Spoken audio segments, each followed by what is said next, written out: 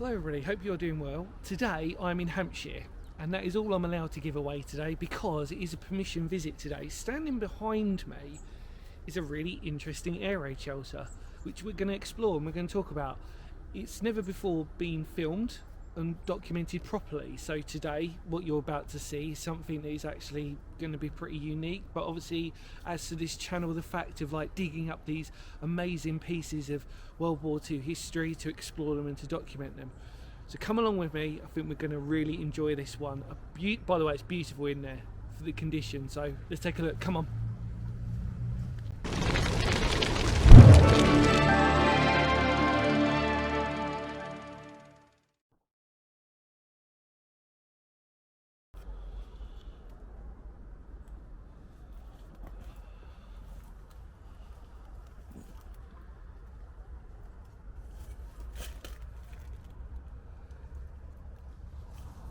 Hello everybody, welcome back.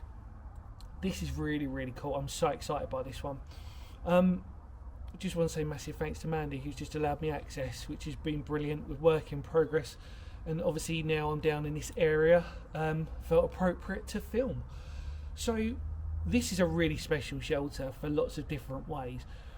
For all intents and purposes, this is an Anderson shelter, but instead of it being steel paneling, it's actually concrete. So you just take away the steel, and then if you were to pour concrete over instead, the dimensions almost exact. But what's very cool is behind me here is a blast wall, which for the size of it seems quite excessive, but we're going to take it.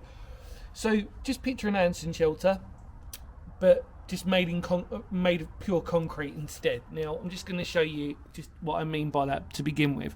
You see that we've got concrete blocks here, built in sections, and it's tiny in there. Let's turn the old torch on. He says, there we go. So I've got to crawl in. Oh, there we go. Oh, and we're in. We are in.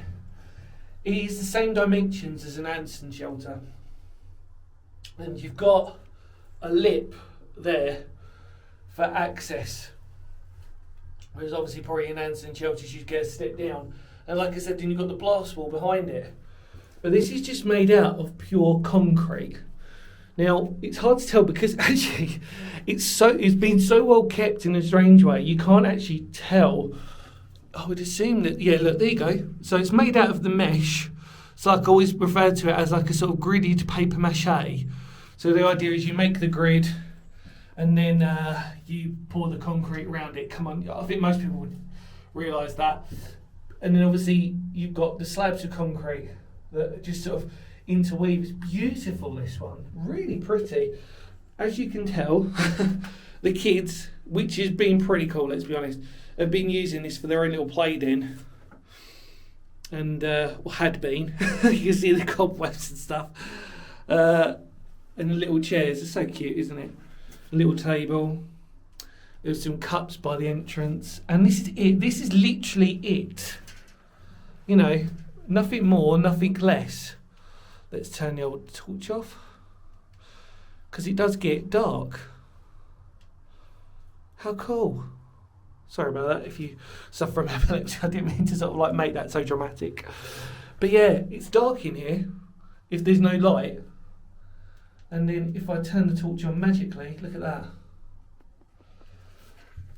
Oh wow, this is so cool. This really is. So you can imagine there would have been benches or tables or something very similar to this, but adult size, just to fit the family who are opposite here.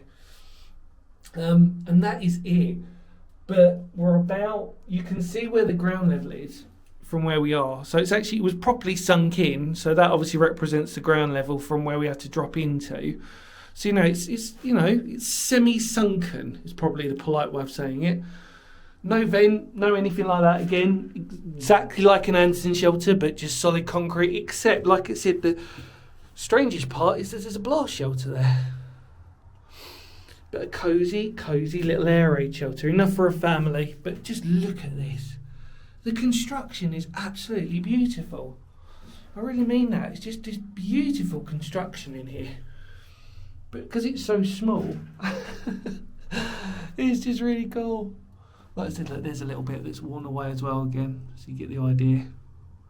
But I love it. I absolutely love this. It's so cute. Not what I was expecting.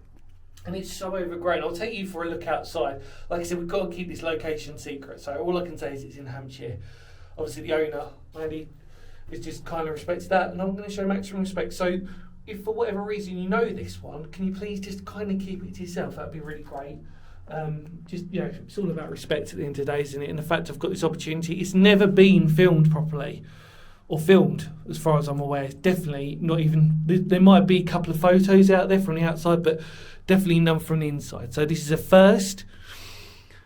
And I'm so excited. Look, little bits of graffiti. Obviously, I think that's from the kids. But, yeah, very, very cool. Sorry about the torch and the lighting.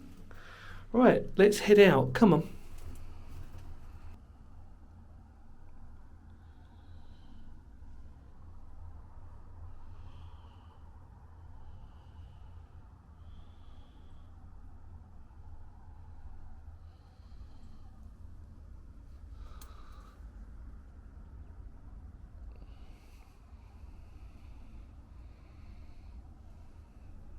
So I'm not going to make this look easy, am I, really? But we're going to try.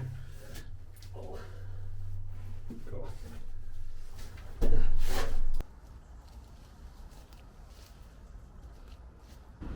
Okay, so we're outside of it now. I just want to show you it from how well hidden it is, without obviously giving too much away. So we can see this blast wall here. Look at that. Nice solid bit of concrete. Obviously, I think probably what's happened is that the owners at the time clearly just wanted their own air raid shelter. This, without again giving away the location, during World War II, there were some key places around here for German bombers. So actually, even though this is a civilian air raid shelter, there would have been a lot of German bombers circling and bombing this sort of certain section of where we are in the Hampshire countryside, or Hampshire county, shall I sort of say. But it's so well camouflaged now.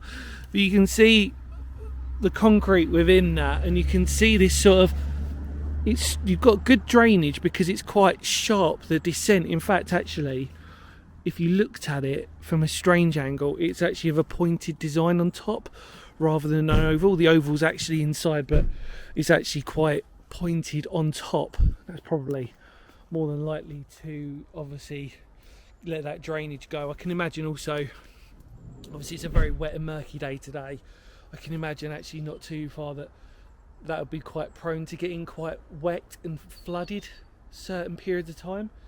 So again, strangely enough, even though it's not an Anderson shelter as we would refer to it as, it still has the same problems that an Anderson shelter would have. But I absolutely love this one. What a beautiful little air raid shelter. Really absolutely incredible. And just like I said, I keep saying it, but that blast wall for this, love it. Let's get out, come on.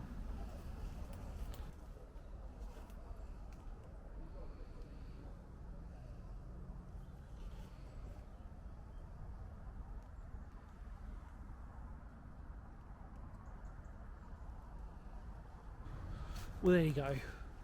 What a great little air raid shelter. Beautiful in construction and really actually surprisingly well kept, with the fact that obviously the remnants of the children who used to play in there as well kind of adds to that sort of strange usage, isn't it? Because obviously it was a family sort of shelter, so obviously kids would need, you know, that sort of entertainment factor, obviously, as the bombs are sort of flying overhead. Beautiful little reminders of stuff like that, isn't it? Anyway, I just want to say thank you so much to Mandy for allowing me access on this one. It's absolutely a pleasure to come down to Hampshire and to obviously record it and to document it for all of you lot out there. Like I said before, we can't give away location on this, which you've got to understand and respect. But the fact it's never been filmed before is a great opportunity for us to film this on this location. So, because history matters, and it just does, doesn't it? What a beautiful sight. Really, really pretty. Thank you as always for watching. In the immortal words of Phoenix history, I will see y'all very soon. Take care, everybody. Ready? Cap out.